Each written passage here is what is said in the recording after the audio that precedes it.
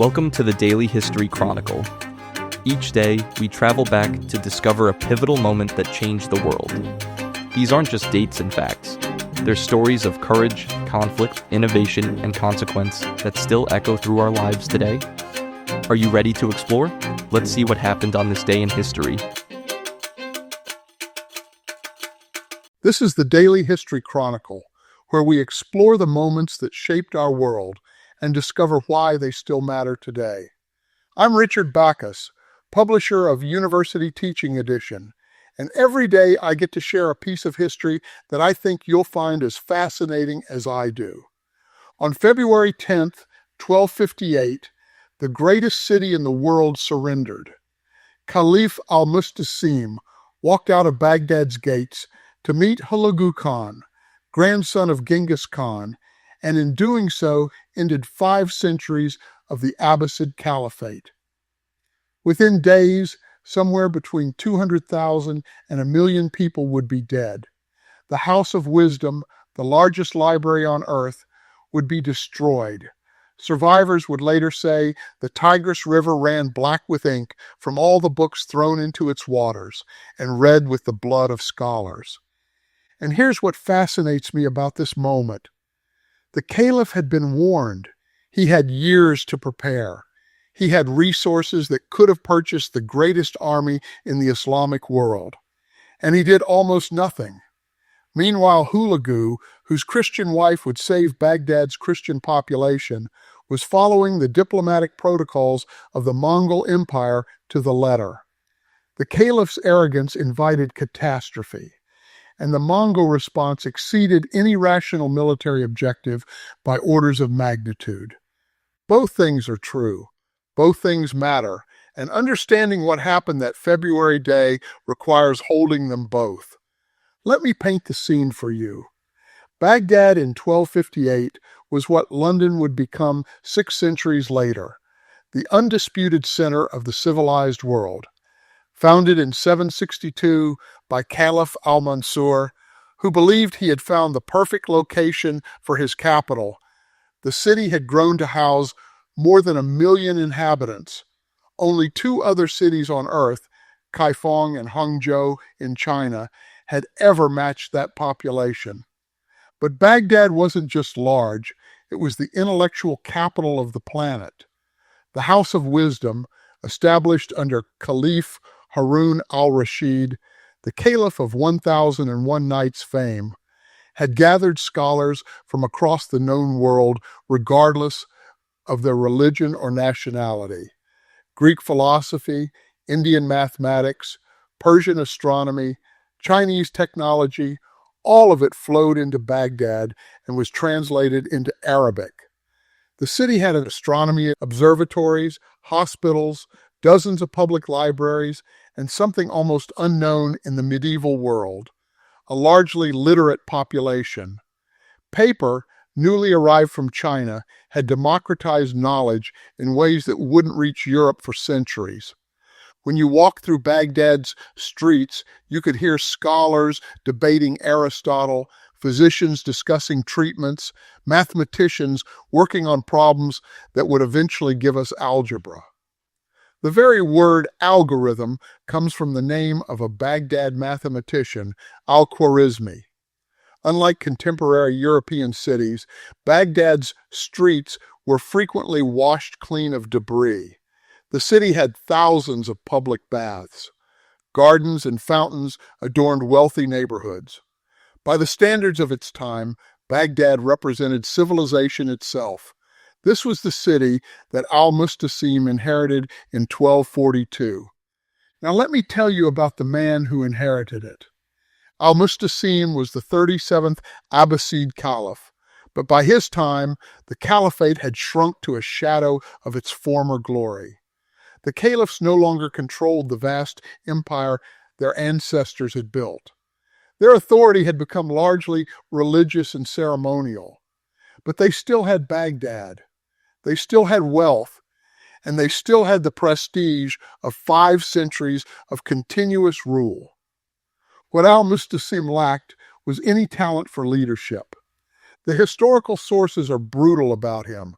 He was described as weak, miserly, and surrounded by advisors who gave him conflicting counsel. When the Sultanate in Egypt came under the rule of a woman, Shajar al-Dur, al-Musta'sim sent them a message dripping with contempt. "If you do not have men there, tell us so we can send you men." This from a man who had failed to prepare any defense for his own city. The Mongols had been testing Baghdad's defenses for decades. They had raided to the very walls of the city in 1238. They came back almost every year after that. In 1245, Baghdad's army actually defeated a Mongol force, proving it could be done. Any observer could see what was coming. Al-Musta'sim saw nothing. Hulagu Khan was everything al-Musta'sim was not. A grandson of Genghis Khan, Hulagu had been dispatched westward by his brother Munka Khan with a simple mission: destroy the assassins, that secretive cult that had terrorized the Middle East for over a century, and ensure the submission of the Abbasid Caliphs. For this task, he was given 1/5 of the entire Mongol Empire's military manpower. Estimates range from 138,000 to 300,000 men. His army included Chinese siege engineers, Armenian Christian soldiers, Georgian vassals, and warriors from across the vast Mongol domains. It took Hulagu years to move this enormous force across Asia. He wasn't rushing. He was methodical. He destroyed the assassins' mountain fortresses one by one. He extracted submission from every ruler he passed. And in September 1257, he began what the historian René Grousset called one of the most magnificent dialogues in history, an exchange of letters with al-Musta'sim. Hulagu's first letter was direct: submit peacefully, send your 3 principal ministers to negotiate, provide troops to support Mongol campaigns. Al-Musta'sim's reply called Hulagu young and ignorant. The caliph boasted that he could summon armies from across the Islamic world to crush the Mongols. His people mocked Hulagu's envoys in the streets of Baghdad. It was all bluster. The Mamluk Sultanate in Egypt was hostile to the caliph. The Ayyubids in Syria were focused on their own survival. No one was coming to save Baghdad. But al-Musta'sim didn't just fail to summon allies. He failed to prepare defenses. He failed to strengthen the walls. He failed to gather supplies. His vizier, Ibn al-Alqami, reportedly assured him that if Baghdad was truly endangered, the Islamic world would rush to its defense. Here's what troubles me about this. Al-Musta'sim had the resources to do something. His treasury held vast wealth that Hulagu would later mock him for hoarding rather than spending on arrows and soldiers. The caliph chose paralysis. He chose to believe his own mythology rather than face reality. The siege began on January 29th, 1258. Hulagu's forces surrounded Baghdad from all sides. Chinese engineers, 1,000 of them, led by a general named Guo Khan, constructed siege works with terrifying efficiency. Within a single day, they had built a palisade entirely around the city and dug a moat inside it. Catapults hurled stones brought from mountains 3 days away. Burning naphtha set fires throughout the city. On January 17th, before the siege proper began, al-Musta'sim had sent out 20,000 cavalry to face the Mongols. That night, Mongol forces broke the dikes of the Dujail Canal and flooded the celebrating Abbasid army's camp. Many drowned. Those who survived were massacred the next morning. Only a handful made it back to Baghdad. By February 5th, the Mongols controlled Baghdad's eastern wall. The situation was hopeless. Al-Musta'sim sent envoy after envoy to negotiate. Hulagu rejected them all. 3,000 of Baghdad's nobles came out to offer surrender terms. Hulagu had them executed. On February 7th, Unarmed soldiers and civilians emerged from the city, apparently hoping they would be spared. They were divided into groups and slaughtered. On February 10th, al-Musta'sim finally surrendered unconditionally. He brought his family, 3,000 dignitaries, and whatever remained of hope. Hulagu made him wait. The Mongols didn't enter the city until February 13th. When they did, the killing began in earnest. This was not random violence. It was calculated terror, a demonstration of the consequences of defying the Mongol Empire. Certain groups were spared. Christians, protected by Hulagu's Nestorian Christian wife, Doku's Khatun. Scholars who had previously worked with the Mongols, merchants who traded with them. Their houses were marked so soldiers would pass them by. Everyone else was subject to pillage and slaughter for a full week. The death toll is unknown and probably unknowable. Hulagu himself, in a letter to King Louis IX of France, estimated 200,000 dead. Later, Muslim historians claimed 800,000 to 2 million. Whatever the actual number, it was catastrophic. A physician present recorded that so many refugees died of disease afterward that their bodies couldn't be buried and were thrown into the Tigris. The House of Wisdom was destroyed. That claim about the Tigris running black with ink from all the books, it comes from a 16th century historian, and modern scholars debate whether it's literally true. But the destruction of Baghdad's libraries was real. Centuries of accumulated knowledge, translations from Greek, original works in mathematics and astronomy, medical treatises, philosophical debates were burned or scattered or lost to the waters. Some accounts say the Mongols used books instead of bricks to build their stables. Others describe soldiers tearing leather covers from manuscripts to make sandals. Nasir al-Din al-Tusi, the same scholar who recorded Hulagu's mocking banquet with the caliph, managed to save perhaps 400,000 manuscripts by having them transported to Marageh before the siege. But whatever survived was a fraction of what was lost.